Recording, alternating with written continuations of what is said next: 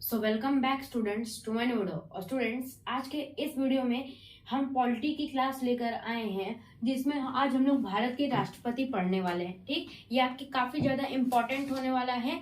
भले ही आप यूपीएससी का एग्जाम दीजिए, यूपीपीएससी का एग्जाम दीजिए, बीपीएससी का, एमपीपीएससी का, एनडीए का, सीजीएल का, पीसीएस का, या फिर कोई भी आप एग्जाम दीजिए, भारत के राष्ट्रपति से आपका कोई ना कोई क्वेश्चंस बनेगा। ठीक ना। जो आर्ट्स स्ट्रीम वाले हैं, साइंस वालों की मैं बात नहीं कर रहा, जो नीट और जेडबल के हैं, ठीक, उनके में ज्यादा साइंस का आता है। ठीक, तो आप समझ सकते हैं कि मैं क्या कहना चाहता हूँ। ठीक ना। तो देखिए, आज की इस क्लास को चलिए हम लोग स्टार्ट करते हैं बिना किसी देरी के। देखिए, हमारे भारत के राष्ट्रपति हैं, तो पहले हम ये क्वेश्चन कर लेते हैं। मैंने आपको दिया है, आप लोग बताइए वर्तमान में भारत के राष्ट्रपति कौन है। ठीक ना। वर्तमान में भारत के राष्ट्रपति कौन है? Who is the present president of India? तो इसका आंसर होगा द्रौपदी मुर्मू। द्रौपदी मुर्मू, जो कि कौन सी जनजाति से बिलोंग करती हैं? संथाल जनजाति से। संथाल जनजाति। ठीक, देखिए, आपसे एग्जाम में ये तो नहीं पूछेगा कि वर्तमान में भारत के राष्ट्रपति कौन है, ये वो गलती नहीं करेगा। वो एग्जाम वाला जो एग्जाम जो कंडक्ट करा रहे हैं वो इतने बुद्धू थोड़ी ना है कि आपसे ये इतना छोटा लेवल का पूछेंगे। मगर हाँ, ये जरूर पूछ सकते हैं कि वर्तमान में भारत के राष्ट्रपति द्रौपदी मुर्मू किस जनजाति से हैं। तो आपका आंसर क्या होना चाहिए? संथाल जनजाति से। ठीक ना, इसको नोट कर लीजिए, काफी इंपॉर्टेंट है। देखिए, आपको थोड़ा डिम दिख रहा होगा सन रेस की वजह से, आप थोड़ा एडजस्ट कर लीजिएगा। ठीक ना, क्योंकि मैं अब ये वीडियो दिन में शूट कर रहा हूँ। तो देखिए, हमारे देख रहे हैं भारत के प्रथम नागरिक राष्ट्रपति होते हैं। अगर क्वेश्चन एक बार बना था, हमेशा ये ज्यादातर 10 ईयर्स के मैं पीवाईक्यू सॉल्व कर रहा हूँ पीसीएस के, तो उसमें ज्यादातर जो भारत के राष्ट्रपति से क्वेश्चन आते हैं वो है भारत का प्रथम नागरिक कौन होता है? राष्ट्रपति, प्रधानमंत्री, राज्यपाल या आपका चीफ मिनिस्टर यानी कि मुख्यमंत्री। तो भारत का प्रथम नागरिक राष्ट्रपति होता है।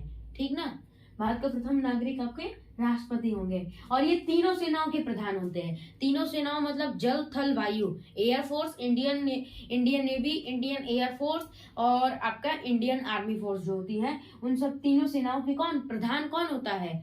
आपके राष्ट्रपति होते हैं। ज्यादातर बच्चे क्या करते हैं, किस पे ऑप्शन पे लगा देंगे? जो आपके गृह मंत्री होंगे ये लगा देंगे, या तो आपके जो डिफेंस मिनिस्टर हो गए, ठीक ना, सुरक्षा मंत्री, इन पे लगा देंगे। डिफेंस मिनिस्टर पे ज्यादातर लगा ही देते हैं, बल्कि राष्ट्रपति होता है। ठीक, आप इसको नोट करिए। अब देखिए, अब और समझते हैं और क्या कह रहा है इसमें है। अनुच्छेद 52 के अनुसार भारत का सिर्फ एक ही राष्ट्रपति होगा। अनुच्छेद 52 क्या कहता है? अनुच्छेद 52 कहता है कि भारत का सिर्फ एक ही राष्ट्रपति होगा, 2-3 राष्ट्रपति नहीं, सिर्फ एक ही। इसलिए क्वेश्चन पूछ दे कि भारत का सिर्फ एक ही राष्ट्रपति होगा, यह किस अनुच्छेद में लिखा है? तो आपका आंसर होगा अनुच्छेद 52 में। किस अनुच्छेद में? अनुच्छेद 52 में लिखा है ये कि भारत का सिर्फ एक ही राष्ट्रपति होगा। नेक्स्ट पे मूव करते हैं। नेक्स्ट है अनुच्छेद 53 के अनुसार संघ की समस्त कार्यपालिका शक्ति राष्ट्रपति में निहित होती है।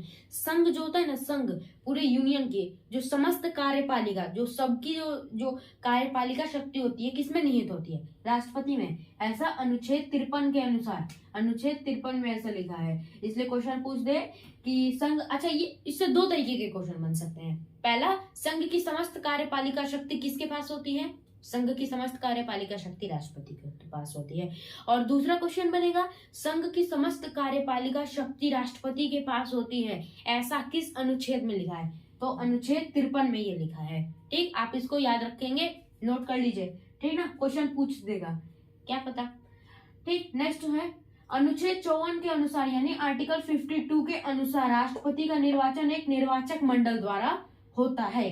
ठीक, राष्ट्रपति का निर्वाचन जो होता है ना, वो किस वो निर्वाचन होता है एक निर्वाचक मंडल द्वारा होता है। ठीक, अभी मैं आपको बता रहा हूँ कि निर्वाचक मंडल क्या होता है। तो इसे देख लेते कि कैसे क्वेश्चन बन सकता है कि राष्ट्रपति का निर्वाचन एक निर्वाचक मंडल द्वारा होगा। यह किस आर्टिकल में लिखा है, किस अनुच्छेद में लिखा है? अनुच्छेद 54 में। या फिर अनुच्छेद 54 में किस चीज का वर्णन किया गया है? ठीक है, ऐसे ऐसे क्वेश्चन बन सकते हैं। तो आइए अब मैं आपको समझाता हूँ निर्वाचक मंडल के सदस्य। देखिए, निर्वाचक मंडल के 2 सदस्य होते हैं। पहला होता है आपका संसद के दोनों सदनों के निर्वाचित सदस्य, यानी लोकसभा और राज्यसभा। ठीक, संसद के दोनों सदनों के निर्वाचित सदस्य ही, पहला आपका जो निर्वाचक मंडल के सदस्य दो होते हैं, संसद के दोनों सदनों के निर्वाचित मंडल जो आपके निर्वाचित सदस्य हो गए, जिनको हम लोकसभा और राज्यसभा भी कहते हैं, ठीक ना। और दूसरा है राज्य विधानसभाओं के निर्वाचित सदस्य। आप इसको कैसे ऑप्शन में अगर दे दें तो आप इसको कैसे टिक लगाएंगे, देखिए दोनों में यहाँ पे निर्वाचित सदस्य हैं, क्या है, निर्वाचित सदस्य, जिससे आप इसको याद रख सकते हैं, ठीक ना। संसद के दोनों निर्वाचित सदस्य, लोकसभा राज्यसभा और राज्य विधानसभाओं के सदस्य, ठीक। आई होप आपको इतना भी समझ में आ रहा होगा। नेक्स्ट में मूव करते हैं। एक नोट है, नोट आप इसको करिएगा, जहां जहां मैं बोलूं कि नोट डाउन तो आप उसे नोट कर लीजिएगा। इसमें क्या है, 70वें संविधान अधिनियम 1992 द्वारा दिल्ली और पुदुचेरी विधानसभाओं के निर्वाचित सदस्यों को भी निर्वाचन मंडल में शामिल किया गया है। ये क्या कह रहा है, हमसे कह रहा है 70वें संविधान अधिनियम 1992 द्वारा दिल्ली और जो पुदुचेरी है, यानी कि जो आपका पुदुचेरी और दिल्ली है ना, ये दोनों यूनियन टेरिटरी है, इनके विधानसभाओं के निर्वाचित सदस्यों को भी निर्वाचन मंडल में शामिल किया गया है, ठीक ना। ये आपका काफी इंपॉर्टेंट है, इसलिए आप इसको क्या करिए, नोट करिए। नेक्स्ट पे मूव करते हैं। नेक्स्ट है चुनाव, राष्ट्रपति का चुनाव। देखिए राष्ट्रपति का चुनाव ना अपने आप में ही एक बहुत ही बड़ा चैप्टर है, जिसके लिए मैं आपको एक डिटेल वीडियो लाऊंगा, जिसमें मैं आपको पूरी तरीके से समझाऊंगा कि राष्ट्रपति का चुनाव कैसे होता है। खैर अभी आप इसको शॉर्ट में समझ लीजिए, जिसको आपको अगर ऑप्शनल में दे दिया जाए, यानी अगर आप यूपीएससी दे रहे हैं तो अगर प्रीलिम्स में ऐसे पूछ ले ऑप्शनल में तो आप ऐसे लगा देंगे। इसका चुनाव, भारत के राष्ट्रपति का चुनाव कैसे होता है, भारत के राष्ट्रपति का चुनाव आनुपातिक प्रतिनिधित्व के द्वारा एकल संक्रमणीय मत और गुप्त मतदान के द्वारा राष्ट्रपति का चुनाव होता है। गुप्त मतदान के द्वारा, संक्रमणीय मत, संक्रमणीय मत और गुप्त मतदान के द्वारा, यही ऑप्शन में आपके देगा, ठीक ना। ये दे देगा कि संक्रमणीय मत और गुप्त मतदान के द्वारा, या फिर और भी अनदर ऑप्शन दे देंगे 3 ठो। तो आपका आंसर क्या होना चाहिए, संक्रमणीय मत और गुप्त मतदान के द्वारा भारत के राष्ट्रपति का चुनाव होता है, ठीक। आप इसको नोट करिएगा क्योंकि ये पूछा जा चुका है। नेक्स्ट पे मूव करते हैं। अनुच्छेद 58 यानी आर्टिकल 58 के तहत राष्ट्रपति के निर्वाचन होने की योग्यता के बारे में लिखा है। अनुच्छेद 58 में यानी आर्टिकल 58 में किस चीज के बारे में लिखा है, आर्टिकल 58 में राष्ट्रपति के निर्वाचन होने की योग्यता के बारे में लिखा है, ठीक ना। अब राष्ट्रपति बनने के लिए, मतलब कि इसमें राष्ट्रपति बनने के लिए अगर कोई आदमी अगर राष्ट्रपति बनना चाहता है तो उसके अंदर क्या क्या योग्यताएं होनी चाहिए। तो मैं ये कुछ योग्यताएं यहाँ पे लिखा हूँ, आप इसको नोट कर लेना। देखिए, उसे भारत का नागरिक होना चाहिए, क्या, उसे भारत का नागरिक होना चाहिए और किसी विदेश का नागरिक नहीं। फॉर एग्जाम्पल मान लीजिए कि अगर कोई आतंकवादी है और वो भारत का राष्ट्रपति का चुनाव जीत गया और वो भारत का नहीं है, सब जानते हैं कि भारत का नागरिक नहीं है, और वो किसी विदेश का है यानी फॉरेन है, फॉरेनर, और वो भारत का राष्ट्रपति बन गया, तब तो वो पूरा का पूरा देश को बर्बादी करके रख देगा, क्योंकि वो तो आतंकवादी है, इसलिए उसे भारत का नागरिक होना चाहिए, ठीक ना। नेक्स्ट पे मूव करते हैं। उसकी उम्र 35 वर्ष पूरी हो चुकी है। ये ऐसा इसलिए किया जाता है क्योंकि राष्ट्रपति होता है ना, बहुत ही बड़ा पद होता है, यानी पूरे देश को उसे संभालना रहता है, ठीक ना। जो आपके एग्रीमेंट हो गए उन पे साइन करना रहता है, तो इसके लिए क्या एक्सपीरियंस चाहिए होता है इतने सालों का, तो इसलिए 35 वर्ष पूरी हो चुकी हो, इसलिए एक्सपीरियंस होने की जरूरत होती है। नहीं तो अभी कोई छोटे से बच्चे को बैठा दीजिए, वो देश संभाल लेगा, ठीक। नेक्स्ट में मूव करते हैं। उसे लोकसभा का सदस्य निर्वाचित होने की योग्यता हो, ठीक ना। उसमें लोकसभा का सदस्य निर्वाचित होने की योग्यता होनी चाहिए, लोकसभा के सदस्य की निर्वाचित होने की ये उसके अंदर योग्यता होनी चाहिए, अदरवाइज वो नहीं बन सकता। नेक्स्ट पे मूव करते हैं। नेक्स्ट है अनुच्छेद 56 के अनुसार राष्ट्रपति की पदावधि के बारे में इसका वर्णन किया गया है। राष्ट्रपति की जो पदावधि है ना, अनुच्छेद 56 में उसका वर्णन किया गया है। मतलब कि जैसा कि आप जानते हैं 5 साल का होता है राष्ट्रपति का जो पद होता है ना 5 सालों के बाद होता है। उसके बाद अगर राष्ट्रपति चाहे तो फिर चुनाव लड़के जीत सकता है। वैसे उनको डायरेक्ट वोट नहीं दिया जाता है, राष्ट्रपति को डायरेक्ट वोट नहीं मिलता। जैसे प्राइम मिनिस्टर और चीफ मिनिस्टर का होता है ना, उनको डायरेक्ट हम लोग जाके वोट देते हैं, वैसा राष्ट्रपति में नहीं होता है। उनको एक पूरे के पूरे एक मेथड से दिया जाता है, जिसका मैं आपको डिटेल वीडियो लाके दे दूंगा, ठीक ना। आप इतना इसको एक बार स्क्रीनशॉट ले लीजिए, ले लिए स्क्रीनशॉट, ठीक है। अब हम लोग नेक्स्ट पे मूव करते हैं। तो चलिए अब हम लोग इनको समझते हैं। देखिए पहले क्या है, अनुच्छेद 56 क्लोज 1 क, इसको हम लोग ये पढ़ते हैं आर्टिकल 56 क्लोज फर्स्ट, और इसको क हम लोग कहेंगे हिंदी में, ठीक ना। इसमें कहा गया है राष्ट्रपति अपना त्याग पत्र उपराष्ट्रपति को देगा। देखिए इससे कई बार क्वेश्चन बन चुका है कि राष्ट्रपति अपना त्याग पत्र किसको देता है, तो वो उपराष्ट्रपति को देता है। एसएससी हो आपका या फिर यूपीपीएससी बीपीएससी में, ये इन सब में पूछा जा चुका है। राष्ट्रपति अपना त्याग पत्र किसको देगा, अपना राष्ट्रपति अपना त्याग पत्र उपराष्ट्रपति को देते हैं, ठीक ना। अब आगे बढ़ते हैं, अनुच्छेद 123 आर्टिकल 123 के तहत राष्ट्रपति को अध्यादेश जारी करने की शक्ति प्रदान की गई है।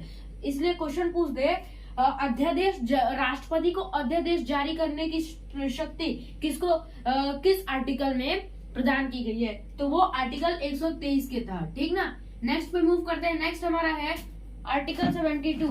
नेक्स्ट है आर्टिकल 72। इसमें कहा गया राष्ट्रपति को क्षमादान देने की शक्ति दी गई है। राष्ट्रपति को क्षमादान देने की शक्ति कहने का ये मतलब है कि जैसे फॉर एग्जांपल मान लीजिए किसी आदमी को फांसी दी जा रही है, तो राष्ट्रपति चाहे तो उसे रुकवा सकता है उसकी फांसी, ठीक ना।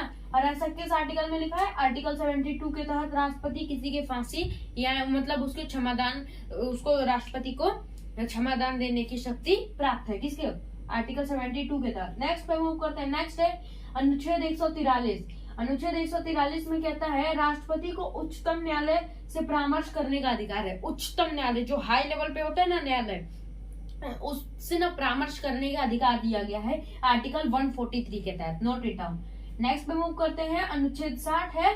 अनुच्छेद 60 कहता है राष्ट्रपति को शपथ कौन दिलाता है, राष्ट्रपति को शपथ मुख्य न्यायाधीश दिलाता है। मुख्य न्यायाधीश, ये काफी इंपॉर्टेंट है, आप इसको नोट कर लीजिए क्योंकि इससे कई बार क्वेश्चन बन चुका है कि राष्ट्रपति को शपथ कौन दिलाता है तथा किस आर्टिकल यानी अनुच्छेद के तहत दिलाया जाता है। अनुच्छेद 60 के तहत राष्ट्रपति को शपथ मुख्य न्यायाधीश दिलाते हैं, ठीक। नेक्स्ट है, नोट इसको करना है, राष्ट्रपति को वेतन भारत की संचित विधि से दिया जाता है। भारत की संचित विधि से राष्ट्रपति को वेतन दिया जाता है, क्लियर। नेक्स्ट पे मूव करते हैं। नेक्स्ट है अनुच्छेद 56 फर्स्ट ख। अनुच्छेद 56 क्लोज फर्स्ट ख, वो फर्स्ट क था और ये ख है। राष्ट्रपति पर महाभियोग संविधान के अतिक्रमण के आधार पर चलाया जाता है। महाभियोग के द्वारा जानते राष्ट्रपति को उनके पद से हटाया जा सकता है। ऐसा भारत के किसी राष्ट्रपति मतलब स्वतंत्र भारत के राष्ट्रपति पे नहीं हुआ है, ये सिर्फ एक बार हुआ था वॉरेन हेस्टिंग्स पे, जो कि जब हमारा देश आजाद नहीं था, ठीक ना, वो पहले की बात है। नेक्स्ट पे मूव करते हैं। नेक्स्ट है अनुच्छेद 61 राष्ट्रपति पर महाभियोग की प्रक्रिया के बारे में वर्णन किया गया है अनुच्छेद 61 में। इसलिए क्वेश्चन पूछ दे अनुच्छेद 61 में किस चीज के बारे में, किस चीज का वर्णन किया गया है, तो अनुच्छेद 61 में राष्ट्रपति के महाभियोग के बारे में वर्णन किया गया है। नेक्स्ट पे मूव करते हैं। नेक्स्ट है राष्ट्रपति की पद रिक्ति पर कार्यभार उपराष्ट्रपति। इसके कहने का मतलब है फॉर एग्जांपल राष्ट्रपति जो है हम लोगों के प्रेसिडेंट, अगर किसी के अकस्मात मृत्यु हो गई या फिर उन्होंने पद त्याग दिया अपना या फिर उनको महाभियोग द्वारा हटा दिया गया, तो इस समय जो अचानक ये हुआ है तो उस समय तो क्या कहते हैं इतनी जल्दी कोई वापस से चुनाव तो किया नहीं जा सकता इतनी जल्दी कि क्या कहते हैं कि उसको वापस से नए राष्ट्रपति बना दे। इसलिए जब राष्ट्रपति अचानक से अपना पद त्यागते हैं या उनकी अकस्मात मृत्यु हो जाती है तो उस राष्ट्रपति का पद उपराष्ट्रपति संभालता है। आप लोगों के लिए मैंने क्वेश्चन रखा है कि आपको कमेंट सेक्शन में बताना है कि भारत के उपराष्ट्रपति अभी के टाइम पे कौन है। नेक्स्ट पे मूव करते हैं। नेक्स्ट कह रहा है हम लोगों को कि राष्ट्रपति की अगर अकस्मात मृत्यु हो जाती है तो उनके पद रिक्ति का भरने का जो टाइम होता है 6 महीने के अंदर हो जाना चाहिए। कई बार आपको ज्यादातर बच्चे क्या करते हैं वो 3 महीने लगा देते हैं या 2 महीने, क्योंकि सोचते हैं कि यार इतना मतलब ज्यादा टाइम तो 6 महीने तक तो रह नहीं सकता, इसलिए मगर 6 महीने तक का रहता है। आप इसको नोट कर लीजिएगा, ठीक, 6 महीने तक। नेक्स्ट है अनुच्छेद 77 के अनुसार भारत सरकार की समस्त कार्यपालिका राष्ट्रपति के नाम से किए जाते हैं, ठीक ना, राष्ट्रपति के नाम से ये किया जाता है और राष्ट्रपति की मर्जी के बिना कोई कानून भी नहीं लगाया जा सकता। आगे मैं बताऊंगा कि कौन से आर्टिकल में लिखा है। नेक्स्ट है अनुच्छेद 78 राष्ट्रपति को प्रधानमंत्री से सूचना प्राप्त करने का अधिकार है। मतलब अगर राष्ट्रपति चाहे तो प्रधानमंत्री से कोई अगर सूचना प्राप्त कर सकते हैं, इसके लिए उनको कोई रोक टोक नहीं है, ठीक। और ऐसा किस में लिखा है, अनुच्छेद 78 आर्टिकल 78 में, आर्टिकल 78 में, ठीक ना। नेक्स्ट पे हम लोग मूव करते हैं। नेक्स्ट पे देखिए, नेक्स्ट हमसे है आर्टिकल 108 यानी अनुच्छेद 108। अनुच्छेद 108 क्या कहते हैं, इसको भी देख लेते हैं। राष्ट्रपति संसद के दोनों सदनों में संयुक्त अधिवेशन बुला सकता है। यानी कि जो राष्ट्रपति है वो संसद के दोनों सदनों यानी लोकसभा और राज्यसभा में अधिवेशन जो है संयुक्त अधिवेशन बुला सकता है, ठीक ना, और इसके लिए उनको कोई रोक नहीं सकता। और 108 के तहत, अनुच्छेद 108 के तहत वो बुला सकते हैं, ठीक। नेक्स्ट पे मूव करते हैं। धन विधेयक को पुनः विचार के लिए नहीं लौटा सकते। राष्ट्रपति जो है एक बार जो ऑर्डर दे दिया वो हो गया, उसको वापस से लौटा नहीं सकते हैं। धन विधेयक जो होते हैं ना उनको वापस से लौटा नहीं सकते राष्ट्रपति के पास।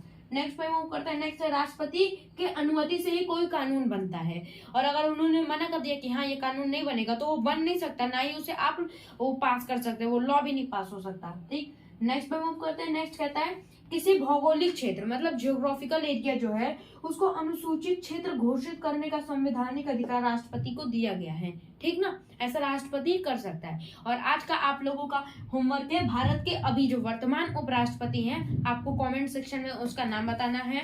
अगर आपको ये वीडियो पसंद आई होगी तो लाइक कीजिए, शेयर कीजिए वीडियो को, और हमारे चैनल को सब्सक्राइब कीजिए। और हाँ, आप लोगों की प्रिपरेशन, आई होप आप सबकी प्रिपरेशन बहुत ही अच्छी चल रही होगी। Thank you.